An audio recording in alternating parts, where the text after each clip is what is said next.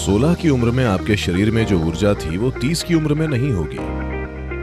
अगर आप बस अपने शरीर में निवेश करते हैं तो उम्र के साथ बिना ये जाने कि क्या हो रहा है, आपको दूसरी चीजों में निवेश करना होगा। तब आप देखेंगे कि किसी भी उम्र में हो तब भी आप जीवंत और ऊर्जावान रह सकते हैं।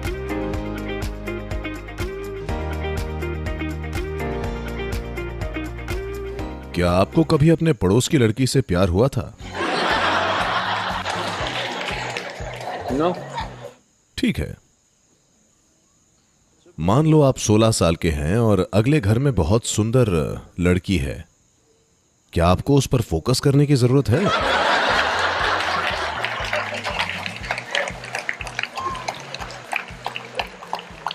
क्या आपको प्रतिबद्धता चाहिए? नहीं, आपको रुचि है। तो आप केंद्रित हैं, आप प्रतिबद्ध हैं, आप हर एक चीज हैं, आप पगला गए हैं। तो आपको इंटरेस्ट की जरूरत है। अगर किसी चीज में आपकी रुचि है तो आपका सब कुछ उस पर केंद्रित हो जाता है ना? वो जो कुछ भी हो। पर ज्यादातर लोग जीवन में रुचि लेना नहीं जानते जब तक कि वे हार्मोन से प्रेरित न हो। ये ऐसा है, ये एक विकास का मुद्दा है। देखिए, Every other creature is only interested in that which is either its survival हर दूसरा प्राणी बस या तो जीवित रहने में रुचि रखता है या प्रजनन में। बस इतना ही, किसी और चीज में इसकी रुचि नहीं है। एक पक्षी, जानवर, बंदर, उनकी रुचि किस में है? कुछ खाने को मिले या शायद संभोग। उसके अलावा उनकी कोई रुचि नहीं है, क्योंकि ये दो चीजें केमिकल या रसायन से प्रेरित है। भूख रसायन से प्रेरित है, हार्मोन रसायन प्रक्रिया है। तो ये अस्तित्व का एक स्तर है। जानवरों का अस्तित्व उस तरह का है, आप उन्हें दोष नहीं दे सकते, वे वैसे ही हैं। पर आपके लिए एक विशेष विकास हुआ है। थोड़ा सा नहीं, ये कोई थोड़ा सा विकास नहीं है।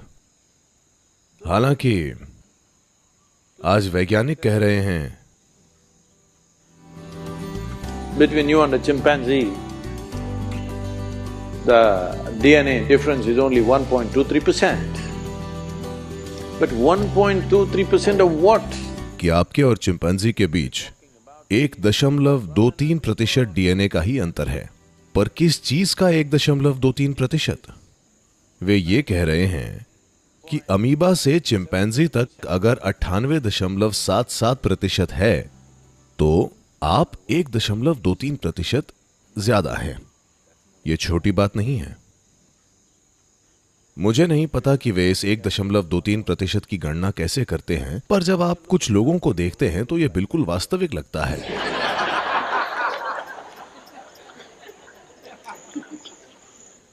पर जब आप कुछ और लोगों को देखते हैं, आपको विश्वास नहीं होता।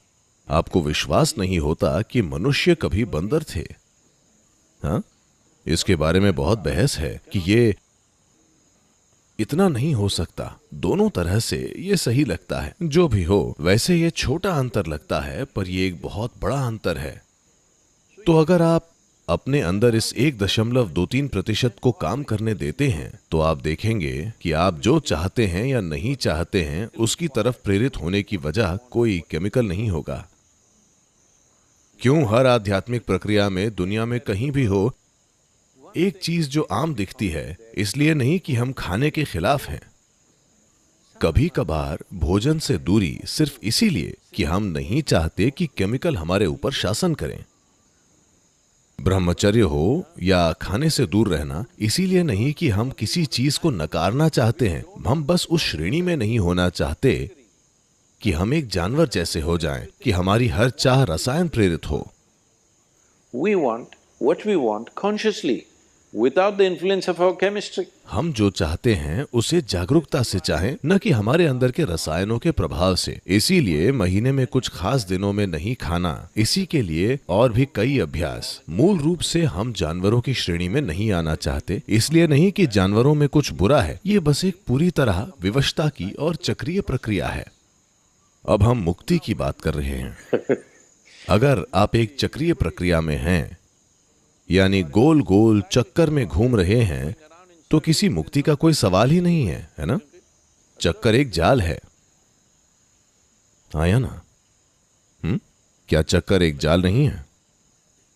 अगर हम इस चक्र को बहुत बड़ा बना दें तो ज्यादातर लोगों को पता भी नहीं चलेगा कि वे चक्कर में घूम रहे हैं। वे गोल गोल घूमते रहते हैं, ये सोचते हुए कि वे कहीं जा रहे हैं। चक्रों में घूमने का यही मतलब है, यानी आप कहीं नहीं जा रहे हैं। हमें पता है कि अगर हमारी इच्छाएं, हमारा फोकस और हमारे जीवन की दिशा रसायनों से प्रेरित है, या तो भूख से या हार्मोन से, तो हमें पता है हम कहीं नहीं जाएंगे। इतना हमने समझ लिया है। इसी वजह से हम देख रहे हैं कि कैसे हम किसी ऐसी चीज में रुचि, ध्यान और भागीदारी पैदा करें जो रासायनिक रूप से प्रेरित इच्छा नहीं है।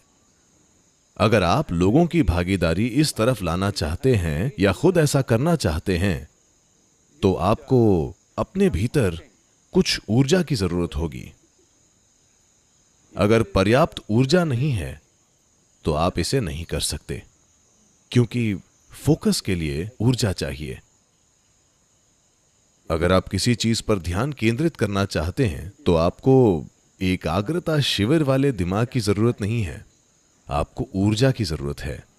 उम्र के साथ ऊर्जा थोड़ी कम हो जाती है। अगर आपकी पहचान सिर्फ शारीरिक रहती है तो 16 की उम्र में आपके शरीर में जो ऊर्जा थी वो 30 की उम्र में नहीं होगी। आपको अपनी बुद्धि, अपनी बुद्धिमत्ता, अपनी चेतना में निवेश करना होगा। सिर्फ तभी आप ऊर्जावान रह सकते हैं। अगर आप बस अपने शरीर में ही निवेश करें उम्र के साथ, बिना ये जाने कि क्या हो रहा है, नहीं मैं ऐसा कर रहा हूं क्योंकि ये भी ऐसा ही हो जाएगा, ये सब आपके साथ होगा। अगर आप दूसरे पहलुओं में निवेश न करें, अगर आप सिर्फ शरीर में निवेश करें, तो शारीरिक ऊर्जा कम होने के साथ आप देखेंगे कि आप अपना रूप और आकार खो देंगे और ऐसे बन जाएंगे। आपको दूसरे आयामों में निवेश करना होगा जिन्हें शारीरिक सहारे की जरूरत नहीं होती। तब आप देखेंगे आप किसी भी उम्र में हो तब भी जीवंत और ऊर्जावान रह सकते हैं, क्योंकि आपकी ऊर्जा शरीर की नहीं है। अगर आप किसी और चीज में निवेश करें तो आपकी जो भी उम्र हो आप ऊर्जावान रहेंगे। तो आपको योग में थोड़ी रुचि पैदा करनी चाहिए, तब आपको फोकस नहीं करना पड़ेगा, आप केंद्रित ही रहेंगे।